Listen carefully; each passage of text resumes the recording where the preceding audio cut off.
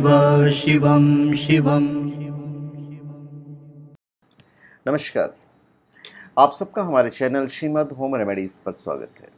इस वीडियो में हम आपको बताएंगे एक प्रश्न का उत्तर जो आप हमेशा सोचते रहते हैं कि हम कौन हैं, हम कहाँ से आए हैं और हम क्यों आए हैं, हमारा जन्म क्यों हुआ है।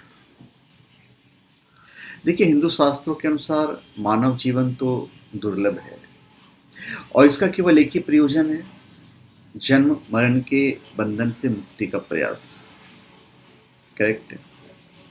और सभी मनुष्यों के जीवन में किसी न किसी समय प्रश्न आए बिना नहीं रहता है कि मैं कहाँ से आया हूँ, मैं कहाँ जाऊँगा। और ये जो खोज है ये लगभग सभी देशों में जारी है, चाहे किसी भी मत के हों, किसी भी धर्म से हों। विभिन्न लोग परलोक तथा पुनर्जन्म के संबंध में अपने अपने विचार भी प्रदर्शित करते रहते हैं और इन सब विचारों पर परामर्श किए बिना अपने अपने आध्यात्मिक सिद्धांत को स्थापित करते हैं। असंभव नहीं तो कठिन अवश्य है इन आध्यात्मिक सिद्धांतों को स्थापित करना। तो मनुष्य जन्म लेता है, परंतु उसे ये नहीं पता होता है कि उसके जन्म लेने और परमात्मा के जन्म देने का प्रयोजन क्या है। जन्म के प्रयोजन का ज्ञान हमें वेदों सहित, ऋषियों के दर्शन और उपनिषद आदि ग्रंथों सहित ऋषि दयानंद के सत्यार्थ प्रकाश और बहुत सारे ग्रंथों में मिलता है। भागवत गीता जब आप पढ़ेंगे, कठोपनिषद और श्रीमद् भागवत गीता, तो एक्चुअली में जो मेन प्रश्न है वो यही है। बाकी जितने उपनिषद वगैरह हैं वहाँ पे इन विषयों पर बहुत भारी चर्चा हुई है और वो ठीक ही है, क्योंकि पुनर्जन्म परलोक संबंधी चर्चा के बिना अध्यात्म विचार हो ही नहीं सकता। तो देखिए, समझने के लिए यहाँ हम एक शाब्दिक कल्पना का भी सहारा ले सकते हैं। हमारी आत्मा परमात्मा का एक छोटा सा अंश है जो आप सुनते चले आ रहे हैं।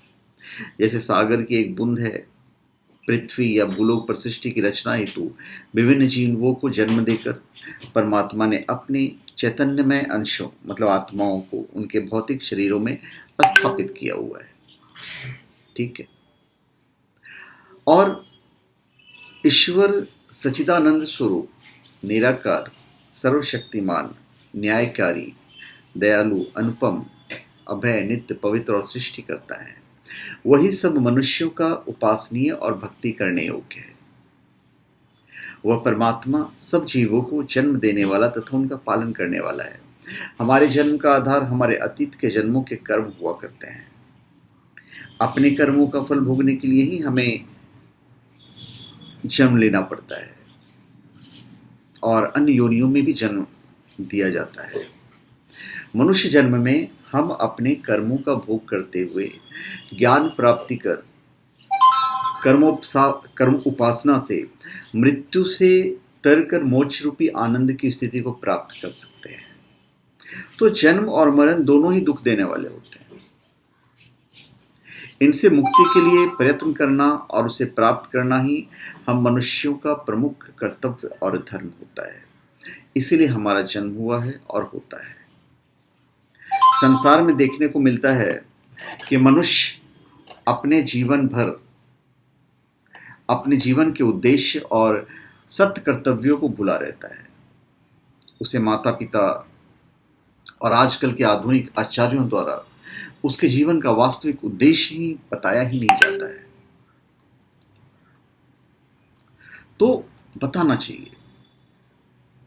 अब ये जो प्रश्न है, शिष्य नचिकेता ने गुरु ब्रह्म विद्याचार्य वैवस्वत यम से किया। गीता का द्वितीय अध्याय जो गीता का हार्द है और जिसमें अर्जुन के मुख्य प्रश्न का उत्तर है, वो संपूर्ण कठोपनिषद पर ही आधारित है। तो कई सिद्धांत वाक्य समान रूप से उपलब्ध होते हैं और यह बात विद्वानों को विदित है ही है। सभी दार्शनिक ग्रंथों में विशेष रूप से गीता में स्पष्ट किया गया है कि आत्मा अजर, अमर और अविनाशी है। प्रत्येक जीव, वनस्पति और कच्चे पदार्थों का निर्माण मनुष्य के जीवन की सरलता और संपूर्णता के लिए किया गया है। परमेश्वर या प्रकृति के ब्रह्मांड में हर चीज, हर क्रिया पूरी तरह से नियमबद्ध कर रखी हुई है। तो भाई, हमारा जो जन्म है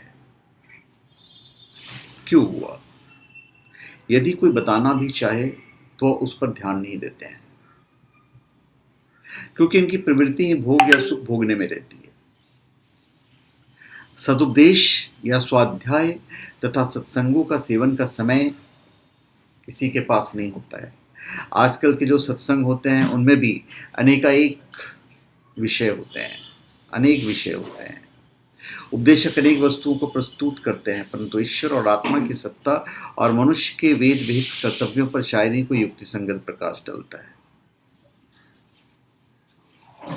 अब बहुत से लोग मानते हैं कि मरने के बाद जीवन और मरण का सब खेल समाप्त हो जाएगा। यह बात सर्वथा असत्य और भ्रामक है। मृत्यु के बाद मनुष्य का शरीर अवश्य नष्ट हो जाता है, परंतु उसकी सनातन आत्मा शरीर छोड़कर दूसरे शरीर को धारण करने चली जाती है। परमात्मा ही जीवात्मा को पुराने रोगी और अशक्त शरीर से पृथक करते हैं और नया जन्म और शरीर देते हैं। पुराना शरीर पुराने वस्त्र के समान होता है। आपने सबने गीता पढ़ी हुई है। तो मृत्यु के बाद आत्मा का खेल समाप्त नहीं होता, अपितु पूर्व जन्मों के कर्मों के अनुसार ही हमें नया जन्म और सुख दुख आदि मिलते हैं। हमने जो निंदनीय पाप और अशुभ कर्म किए होते हैं उसका फल और दंड भोगना पड़ता है, और जो शुभ पुण्य और प्रशंसनीय कर्म किए होते हैं उनका भी सुखदायी फल हमें परमात्मा की व्यवस्था से ही मिलता है, और सारे मार्गदर्शन हमें शास्त्रों से ही मिलते हैं। सत्य ज्ञान और सत्कर्मों से ही मनुष्य जीवन सजता और संवरता है, तथा इसके विपरीत अज्ञान और दुष्ट कर्मों से जीवन बिगड़ता और दुखों को प्राप्त होता है। मनुष्य की सबसे बड़ी पूंजी वेद और ऋषियों के बनाए वेदानुकूल ग्रंथ हैं, तो हमें उसे फॉलो करना चाहिए। बिना ईश्वर का सत्य ज्ञान, वेद ज्ञान प्राप्त किए और सत्य विधि से उपासना कर उसमें सफलता प्राप्ति किए किसी मनुष्य की उन्नति और मुक्ति नहीं होती। तो इस रहस्य को यदि मनुष्य जन्म लेकर नहीं जाना तो यह जीवन नष्ट ही कहा जाएगा, और आगे मनुष्य जीवन मिलेगा या नहीं इसकी भी कोई गारंटी या विश्वास नहीं है। तो मनुष्य का पुनर्जन्म अवश्य ही होगा, और वह जन्म मनुष्य की आत्मा को इस जन्म के कर्मों और ज्ञान आदि के अनुसार किए गए उपासना और यज्ञ कार्यों के आधार पर होगा। अतः सन्मार्ग का चयन कर उस पर चलना ही सबके लिए हितकर और कल्याणप्रद है। मनुष्य को जन्म परमात्मा से विद्या प्राप्त कर ईश्वर को जानने, उपासना करने, देव यज्ञ, अग्निहोत्र आदि परोपकार के कर्म करने आदि के लिए ही मिला हुआ है। तो इसी को करने से मनुष्य जीवन का परम लक्ष्य मोक्ष प्राप्त होता है। यही करणीय और प्राप्तव्य है। तो धन्यवाद। आप सबका हमारे चैनल पर स्वागत है। आप हमारे चैनल पे सब्सक्राइब करें, अपने कमेंट दीजिए। धन्यवाद।